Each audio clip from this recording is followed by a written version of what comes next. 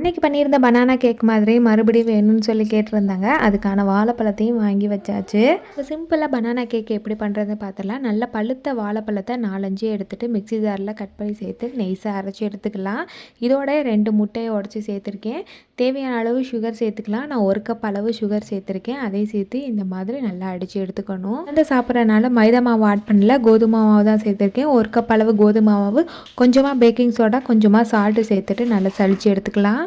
கூடவே ஒரு குழிக்கரண்டி அளவு நெய்யை மெல்ட் பண்ணி சேர்த்துருக்கேன். நல்லா மிக்ஸ் பண்ணி வச்சுக்கணும். கொஞ்சம் கலர் நல்லா ப்ரௌன் கலரில் வரதுக்காண்டி ப்ரௌன் சுகர் ஒரு 2 டேபிள் ஸ்பூன் சேர்த்துருக்கேன். அதையும் நல்லா மிக்ஸ் பண்ணி வச்சுக்கிட்டோம்னா சூப்பராக கேக் பேட்டர் வந்து ரெடி ஆயிரும். இந்த பாத்திரத்தை எடுக்கிறோமா அதில் கொஞ்சமாக நெய் தடவி கோதுமை மாவு ஸ்ப்ரெட் பண்ணி வச்சுருக்க கேக் மாவை வந்து பேட்டரில் ஊற்றி வச்சுக்கிட்டு 10 நிமிஷம் ப்ரீ ஹீட் பண்ணி வச்சுட்டு 25 மினிட்ஸ் வச்சு எடுத்தோம்னா சூப்பரான சாஃப்டான பனானா கேக் ரெடி ஆயிரும். பாப்பா தான் கட் பண்ணுவேன்னு சொல்லியிருந்தா. சூப்பராக சாஃப்டாக ரெடி ஆகிடுச்சு. என்னோட மெட்டர்னிட்டி வேர் ட்ரை பண்ணோம்னா மேலே தர வாட்ஸ்அப் நம்பருக்கு வாட்ஸ்அப் பண்ணுங்கள். நாளைக்கு இன்னொரு வீடியோவில் பார்க்கலாம்.